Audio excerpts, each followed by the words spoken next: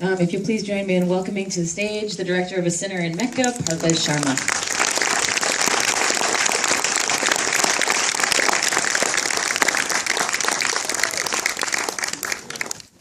Thank you. Thank you so much for being here with your film. If you have a question, we have some time. You'll just want to raise your hand. We'll select you, shout it out. I'm going to repeat it to make sure that everybody has heard it, and then I'll pass it off to you to answer. I think it's a very courageous film. We talked about this just like a little bit outside. I know that the reactions to it have been very large. There's been a lot of very big reactions, but a lot of very different reactions as well. I wonder if you can talk about some of the ones that have made the most impact on you. Well, thank you all for coming. And okay, we've just been public for about 4 weeks, and we've had an enormous amount of hate mail that is coming in reaction to us putting the trailer online and launching the film website. The hate mail has been a difficult burden to carry, and I'm trying to focus on the love, because for my previous film, A Jihad for Love, there was a lot of love that continues to this day.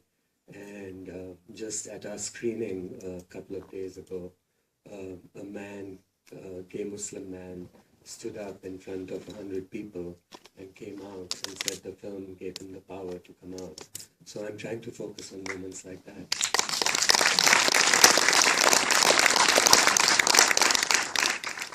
He also said that he had lots of tattoos on his body, so they would never allow him on the Hajj, and he felt that I had made the Hajj on his behalf. Is that focus on love part of, you say you've become better, you've become a better Muslim, right, in the film? There's a quote towards the end. Yeah. Is that what you mean somehow by better, or can you talk about how this experience shaped that transition to something better, what better means, your specific challenges while doing it here? Does that make sense? Like how you've become better through this particular experience and what that means to you? Well, it's the hardest thing for a filmmaker to turn the camera upon themselves. So feels almost like I'm standing naked in front of all of you. And I think the personal documentary form is one of the hardest things to do. Filming in Saudi Arabia was, of course, tough, and lots has been written about it, but I had my iPhone often in selfie mode, so you're tired of seeing me at this point, but also trying to, capture as much as I could possibly of the biggest journey I would take in my entire life. As a filmmaker, it was my natural instinct to want to document it. But as I explain in the film, it's also a deeply personal film. So my mother was the reason to go on the Hajj. I got into trouble any number of times with the religious police. Early on in the Hajj, they actually deleted footage of mine because Wahhabi law in Saudi Arabia forbids any depiction of the human form. But later on, as you see in the film, I think it's divine intervention or something happened to me during the Hajj that I became more and more confident. And I was able to film much more and be less afraid of them. So, and that's how the film came to pass. But this is the footage that survived. This is the footage they did not delete. There were hands I saw right here. As Westerners, we read of the different sectors of Islam, Sunni, Shiite, and Ismaili, as an example. First, I would like to commend you for your courage in making the film. Do you find any difference in the different sectors in terms of acceptance and tolerance? So the question was, we hear a lot about different sectors of Islam. Do you find any difference really in terms of tolerance? That's a hard one to answer without getting too technical. But the Sunni-Shia divide is very much at the heart of this film. Because as a Sunni, I made the deliberate choice to go on the Hajj with Shia Muslims. Shia Muslims are the outliers of Islam. They're the minority. And the Saudis look upon them as infidels almost. So I shared a Hajj of defiance with them. I think that within Shia theology, perhaps, there is a greater amount of room for debate uh, and tolerance. I, in fact, remember coming out as a Sunni pilgrim to my group leader during the Hajj because I was really afraid that the rest of the group would find out that I was Sunni. And he said to me that we Shia welcome you, but if it was the other way around, it would never happen. A Sunni in a Shia group would never, ever happen. Sorry, a Shia and a Sunni group would never, ever happen. So tolerance is essential to Islam. And at least that's the Islam of the Prophet Muhammad. But the bastardized version of Islam that exists in Saudi Arabia is not about tolerance. And that's what I try and deal with in the film. There was a question, I think. Right here. Yeah, definitely. You said at one point after you slaughtered the goat that you now had to decide whether you would accept Islam. How's that going? So the question is, after you have to slaughter the goat, you say you have to accept Islam. How is that going, is the question. It's going well. The goat is the most difficult thing I did in my entire life. And other than the Hajj, of course, I was looking at all of you to see how many people were not able to see it. But it was important for me to show that in the film. Very important for me to show that in the film. I say in the film that it is no longer a question of whether Islam will accept me as a gay Muslim, but the question is whether I will accept Islam. And I do, very much so. And the word Haji and Muslim is now stamped on my forehead forever. It's the highest title you can earn in Islam. And here's a gay Muslim man earning this highest title, openly standing in front of you. And I think the strength I really got was from the Kaaba itself, where I returned repeatedly night after sleepless night. And I documented that. And that is also essentially why we return to the Kaaba at the end of the film and do not end the film in India, because we could have ended the film in India. So I accept Islam, but on my own terms. Yeah. What made you say that? Like, what made you say, whoa, this is just a question of whether I can fit here, but whether I'll accept it or whether it fits me? That's what it sounded like you were saying. Is that what you were saying in the film when you asked when you said that you weren't sure whether you, as a gay Muslim, would accept Islam? So I think just the question I think is saying, you're saying, can it change so that it's something that you can truly accept? I'm curious what made you question whether you could, what you were feeling that made you question your accepting Islam. What were you feeling that made you question your accepting it? A lot, actually. From the time I made my previous film, which maybe some of you have seen, which was about Islam and homosexuality, I always questioned whether I was Muslim enough. That's the question that's haunted me for the last 10 years, probably. And the only way to sort of prove that I was Muslim enough was to embark on this journey and to go on the Hajj. And now I say towards the end in the voiceover that contemporary Islam is at war with itself. And I have fought hard to not be a casualty of that war. And I really have engaged in that fight on the street level, on the front lines of Islam. And I feel that I'm a better Muslim. I really do. But as I said, I'm accepting Islam on my own terms as a gay Muslim. And that is what is a threat to a lot of people who are reacting negatively to this film, because they realize that here's a Haji, he's completed his Hajj, and now he's going to stand up and talk to you also as a gay man. And that for people is going to be hard to deal with. Yeah. Oh my gosh, there's so many. In the back, right there. Mm-hmm.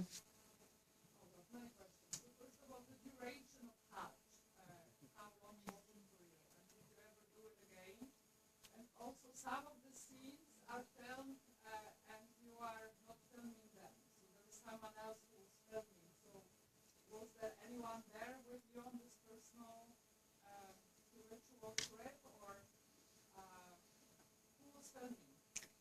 So it's a few questions. One is just about the duration of the Hajj. How long does it take?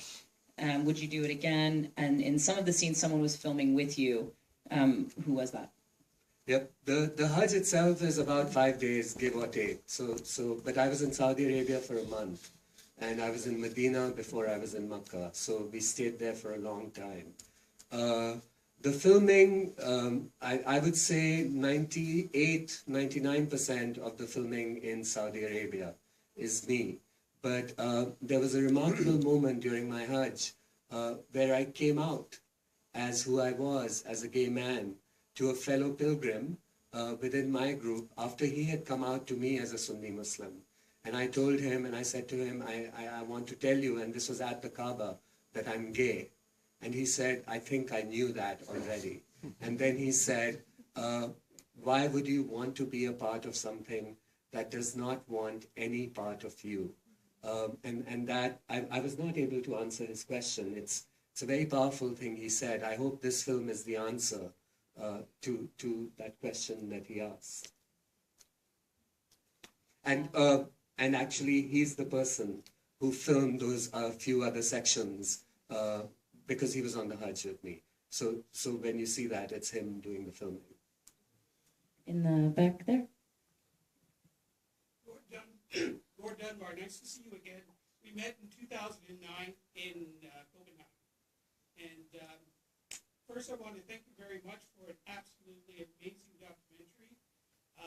The demonstration of your belief touched me as an atheist. One of the things that you brought out in your film was amazing, was the idea of consumption. And you have, in amongst all these believer consumers, all of these people walking through garbage, and you make a fantastic statement about respect for the earth. And you begin to question what all these believers, what is required of them of stewardship. I'd like to know, in the future, are you going to explore the idea of stewardship and the environment, but from a Muslim perspective? I'm not sure if everybody heard that question. Should I repeat it? Okay. So the idea of like you have many people walking through garbage, all of these shots, and it sort of speaks to like this idea of consumerism. Will you in the future explore the idea of what it means to be a steward from a Muslim perspective with regard to the environment? The film is very critical of the Saudis, and that was very important to me. I feel it's a kick in the balls to the Saudi monarchy, and I really want it to be that.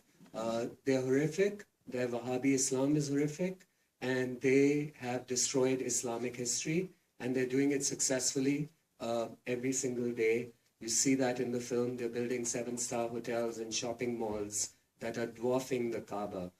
They've even built a row of toilets over the home the Prophet Muhammad shared with his wife. So that's the extent of destruction that they've carried out. And so that commercialization, the Starbucks, did you notice that the mermaid is missing from the logo? That was important and interesting to me. That was important to highlight, and I do that in the film. While human images are forbidden, there is no problem with the Saudi king's face being plastered at every corner during your Hajj, welcoming you and waving to you. So they're very hypocritical. What I'm going to do next with this is similar to the journey I took with my last film. I'm going to take it all around the world if I possibly can. It's very important for me that Muslims see the film.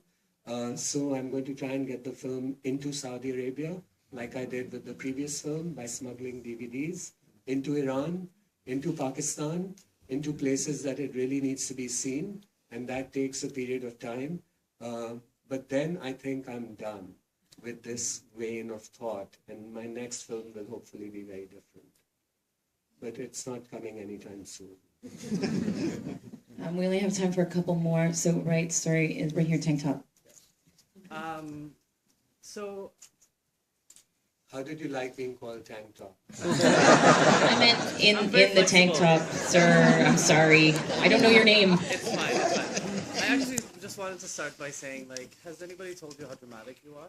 Has anybody told you, sorry, how dramatic? Dramatic he is. Yes, especially my husband. Yes. I could have seen some of those reactions, but I think I can see the personal journey in the film, and I appreciate, actually, I'm from Saudi as well, and so I appreciate what the voice that you've put in terms of criticizing hypocrisy that exists with the monarchy and the country. And I think there's a lot of really interesting elements to the film. I think I was slightly disappointed because I feel like your audience is generally Western/white.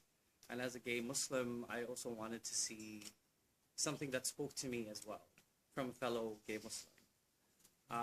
And as much as I want to appreciate your personal journey in all of this, because as you said it is, I wanted you to explore a little bit more complicated things the same way you did with in Jihad for Love.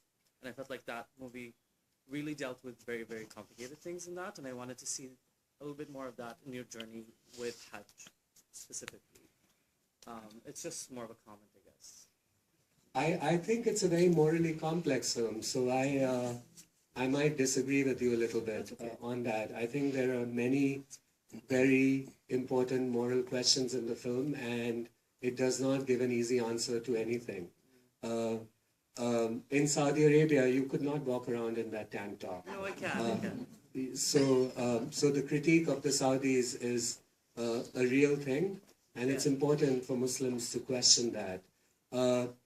If you look at my track record, you can just Google it, and it's there. I've tried really hard with my previous work to make it available to Muslim audiences. This is only the third screening of the film. I don't judge my audiences by the color of their skin or by which country they belong to. They're just people who love cinema and hopefully come and see this film.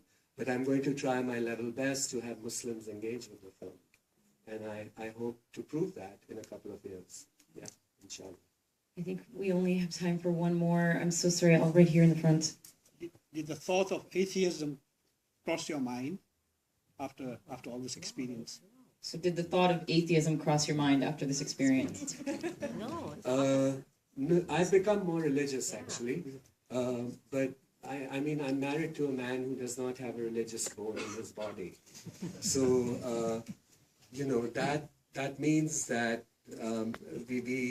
he does not often understand why I am religious and even why I went on Hajj. He was terrified for me.